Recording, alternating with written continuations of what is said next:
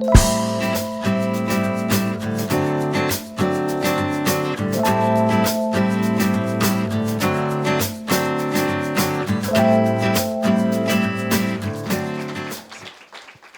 hand that to you? Thank you. Thank you, my friend. That works. There we go. Other way around. Just checking. Oh, you're checking me? No. That's the worst place. I'd like to pretend that I dyed my hair for sustainability tonight, but I'd totally be lying. It's been this colour for quite a few months, so yeah, sorry about that. Just checking. So I thought this is a bit of a confessional because I'm going to share my sustainability journey with you, but it's actually a lot of guilt and sin. So I'm sure it'll resonate with many of you in this room. Yeah, there's no one in this room that's free of guilt. The irony actually is Jess, who you heard earlier, we used to work at BNZ together.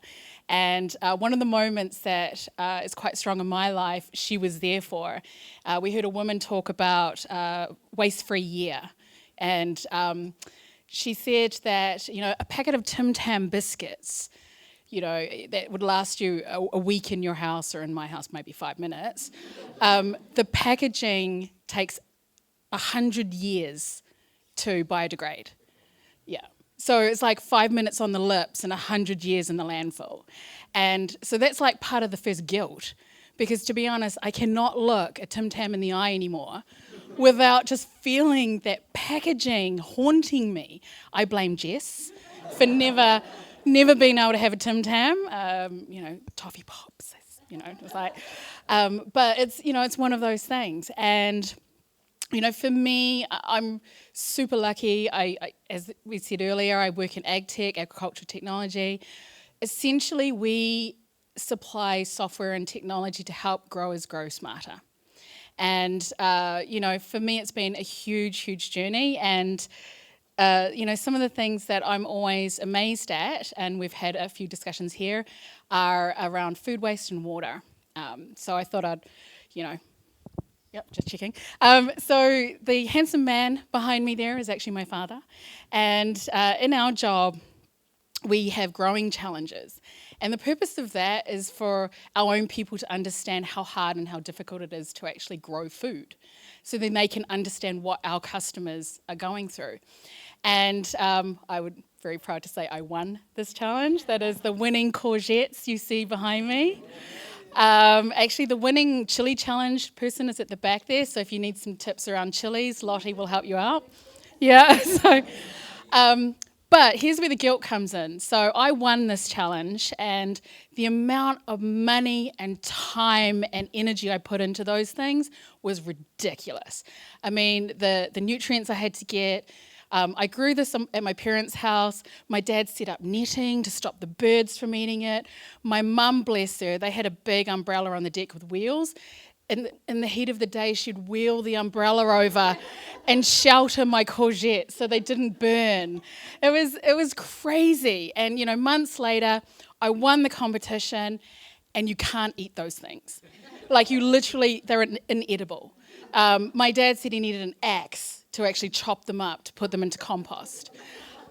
So that was a learning, okay? That was a crazy learning, but it was a learning. And, again, it was great for the competition, but not so much around food waste.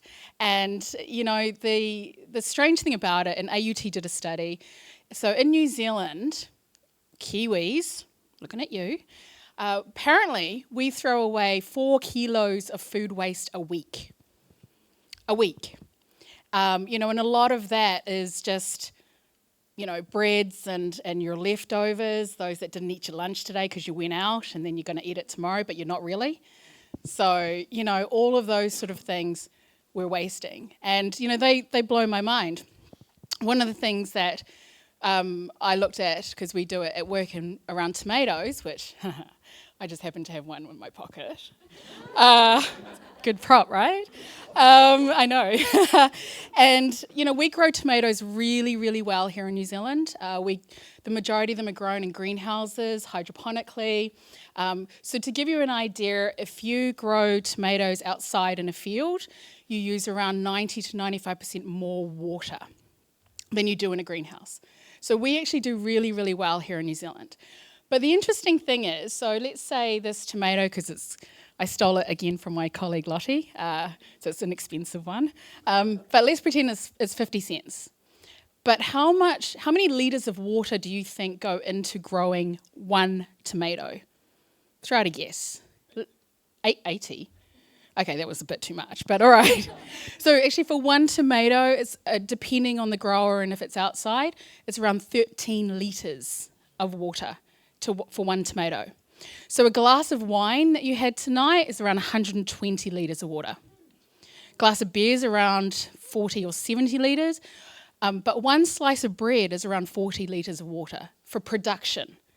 So the interesting thing about it, and it's again one of the things that blew my mind, is that when you have your tomato in your fridge and it's going a little bit manky and you're not going to eat it and you're like, whatever, it was 50 cents. It wasn't 50 cents. It was 13 litres of water. It was the nutrients that went into it. It was the distribution. It was the packaging. It was, it was everything that goes into it. And for me, this was stunning, and because we forget if it's cheap, we just I won't drop it. It's okay, Lottie. We throw it in the bin because for us, we look at it in terms of cost. How much did it cost us? But I think, for me, it's about how much holistically did it actually cost to produce. You need to take it all the way back to the production and have a look. And I'm not saying don't buy the stuff. God, please don't do that because our business will, go a bit tits up there. But, it's really about the things on my next slide. So, which are about, if you buy it, eat it. Okay, kind of sounds a bit simple, but, legitimately, if you buy it, eat it. If you're not going to eat it, have a think about, what else can you do? Can you can it? Can you freeze it? Can you cook it and make it into soups or salads or something like this? And, that last point there really hurts me because I actually have a worm farm. And I brought the worm farm because I wanted to make myself feel better for the amount of things I do throw away. But because I went on this journey about how much goes into it, having a worm farm doesn't help me really satisfy my guilt because I'm still throwing away 13 litres and everything else that went into it. So I suppose one of the things that, and this is what I wanted to share with you, is, if you're going to take this step on that journey, look at your food holistically and what it really means when you're throwing it away, because it's not 50 cents at all. So, yeah, thank you.